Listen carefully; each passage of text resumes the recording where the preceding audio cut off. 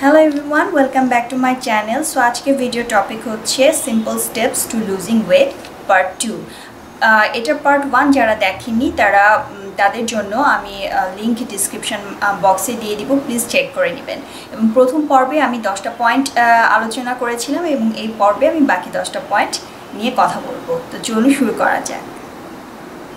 Point number 11, ওজন কমানোর জন্য বা মেইনটেইন রাখার জন্য সবচেয়ে ভালো বন্ধু হচ্ছে ভেজিটেবল। প্রতিদিনের খাদ্য তালিকায় সিজনাল ভেজিটেবলগুলো রাখার চেষ্টা করুন।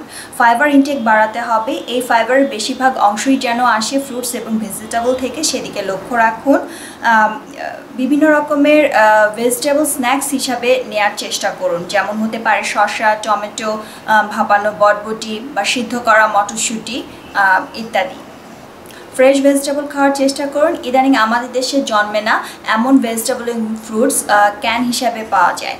স্বাভাবিকভাবে ক্যান ফ্রুটস এবং ভেজিটেবল ততটা হেলদি না, কারণ এগুলো প্রসেসড এবং এগুলোতে প্রিজারভেটিভস ব্যবহার করা হয়।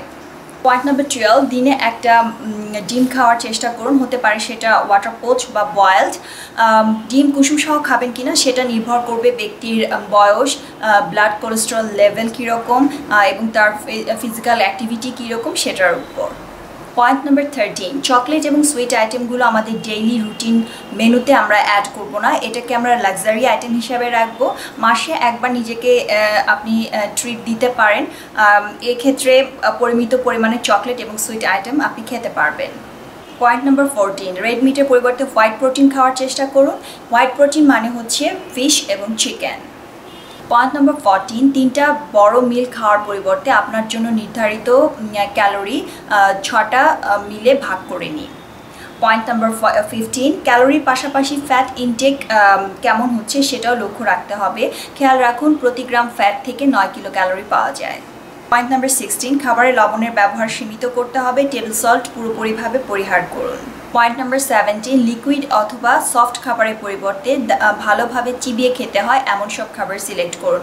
এতে আমাদের স্যাটাইটি লেভেল বাড়বে, অর্থাৎ আমাদের পরিমিত পরিমাণ খাবার খেয়ে তৃপ্ত বোধ আসবে, অর্থাৎ আমাদের ফুলার ফিল হবে। পয়েন্ট নাম্বার 18, যতদূর সম্ভব আউটডোর এক্সারসাইজগুলো বেছে নিন। যারা ডেস্ক জব করেন তারা প্রতি আধা ঘন্টা পর পর উঠে দাঁড়ান এবং স্ট্রেচ করুন।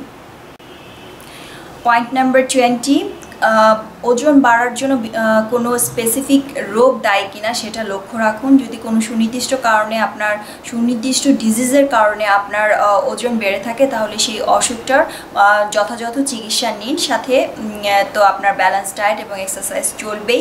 অনেক সময় বিভিন্ন হরমোন লেভেলের ইমব্যালেন্সের কারণে ওয়েট গেইন হয়ে থাকে, যেমন হাইপোথাইরয়েডিজম থাকলে ওয়েট গেইন হয়, পলিসিস্টিক ওভারি সিনড্রোম থাকলে ওয়েট গেইন হতে পারে। তো এসব ক্ষেত্রে হরমোনগুলো কন্ট্রোলে রাখার চেষ্টা করুন। এগুলো হচ্ছে একদম বেসিক কিছু পয়েন্ট, আমি আগের পর্বেও বলেছি। আমি এগুলোকে বলবো বিহেভিয়ারাল মডিফিকেশন, অর্থাৎ এগুলো যদি আপনি ধীরে ধীরে আপনার অভ্যাসে পরিণত করেন তাহলে ওয়েট কমে যাওয়ার পরও ওয়েট মেনটেন রাখতে হেল্প হবে। লক্ষ্য রাখেন যে ওয়েট কমানোর চাইতে ওয়েট মেনটেন রাখা কিন্তু অনেক বেশি কঠিন। সো এই বিষয়গুলোকে আপনাদের দৈনন্দিন জীবনের একটা অংশ হিসাবে পরিণত করুন। ইনশাআল্লাহ আপনারা আপনাদের লক্ষ্যে পৌঁছাতে পারবেন। যদি ভিডিওটি আপনাদের কার্যকরী মনে হয় প্লিজ লাইক, শেয়ার, কমেন্ট করুন, কমেন্টে জানান, সাবস্ক্রাইব করুন আমার চ্যানেল। ভালো থাকুন, স্টে হেলদি।